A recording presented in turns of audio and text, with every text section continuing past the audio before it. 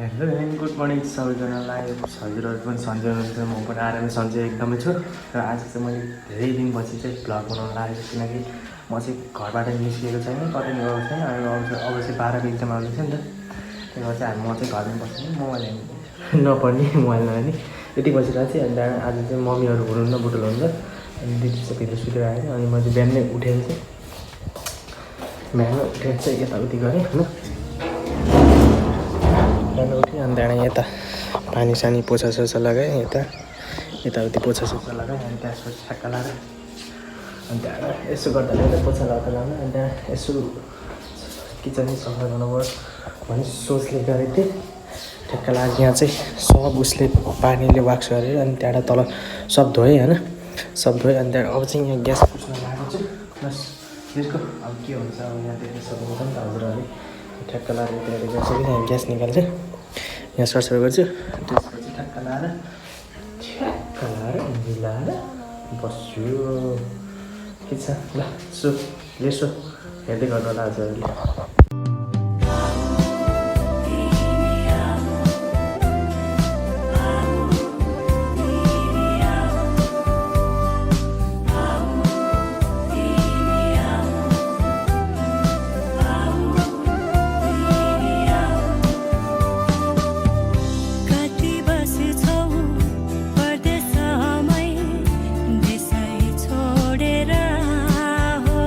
मैले चाहिँ अहिले भर्खर चाहिँ देख्नुभयो नि त, मैले यहाँ सफा गरेँ। अब त्यसपछि चाहिँ अब म यहाँ ठ्याक्क लगाएर पोछा लाउँछु। पोछा लगाएपछि ठ्याक्क लगाएर अनि त्यहाँ यहाँ थोरै भाँडाहरू छ, भाँडाहरू चट्ट माझ्छु। त्यसपछि चट्ट भित्रपट्टि गएर बेड सेट मिलाएर चट्ट गरेर बस्छु। ल हेर्दै गर्नुहोस्।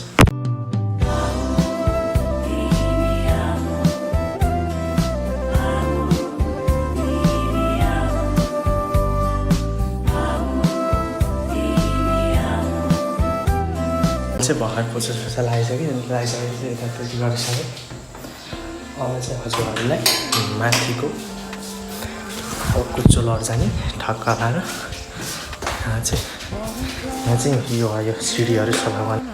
हजुरहरूलाई चाहिँ म यहाँ ठ्याक्क सरसर गर्ने बेला हजुरहरूलाई एउटा राम्रो चिज देखाउँछ। के चाहिँ भन्दाखेरि ल हेर्नुहोस्, लेट्स सी।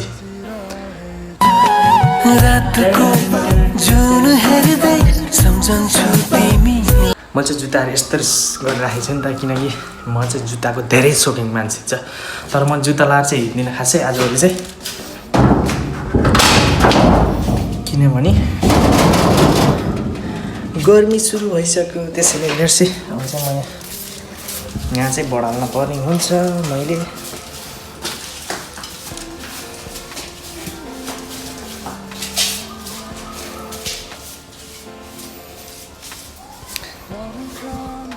चाहिँ धेरै राम्रो बढालेन, त्यही पनि बढाल्न त बढालेँ। जुत्ताको चाहिँ लास्ट सोकिङ मान्छे हो नि त म चाहिँ, त्यसैले जुत्ता इज माई के भन्ने त्यसलाई, के भन्छन् अब त्यसलाई, त्यस्तै हो। म चाहिँ हरिफ सोकिङ मान्छे हो। त्यही भएर चट्ट परेर यताउतिको काम भइसक्यो गाइज। त्यसपछि चाहिँ म अब सिधै बेडतिरको कुरामा जान्छु। ल मैले चाहिँ उताको किचन कोठा चाहिँ ढ्याङ सफा गरिसकेँ। अब त्यसपछि चाहिँ आज चाहिँ यता बेडरुमतिर नि सरसफाइ गर्नु पर्यो। त्यसैले चाहिँ अब म चाहिँ यहाँ टाइमलेसमा राखेर हजुरहरू हेर्न सक्नुहुन्छ। ल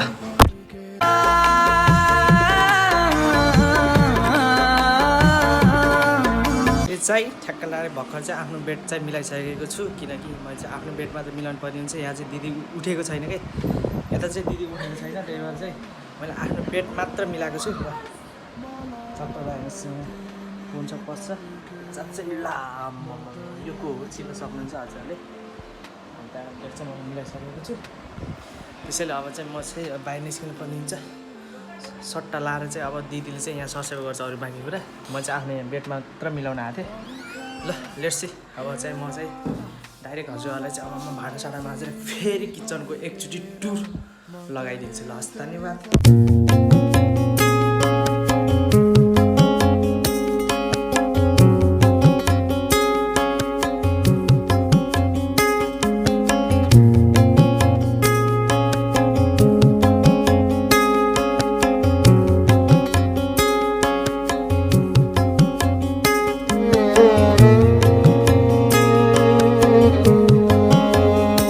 for watching the this video र आजको लागि चाहिँ म यतिमै बिदा लिन्छु किनकि ब्लग चाहिँ लामो गराउनु हुने त्यही भएर म सर्टमा ब्लग ल्याएको छु र आज चाहिँ मैले धेरै काम गरिसकेको छु अन्त यताउति सब कामसाम गरिसकेँ अनि आफ्नो बिहानको मर्निङको टाइममा म चाहिँ के गर्छु भने सब देखाइसकेको छु र अब चाहिँ म लेस्ट चिया नास्ता खान्छु र अर्को नेक्स्ट ब्लगको लागि चाहिँ वेटिङमा बस्नु thank you for watching the this video like and subscribe गर्नु नयाँ सपोर्ट देखाइदिनुहोस् हस् धन्यवाद बाई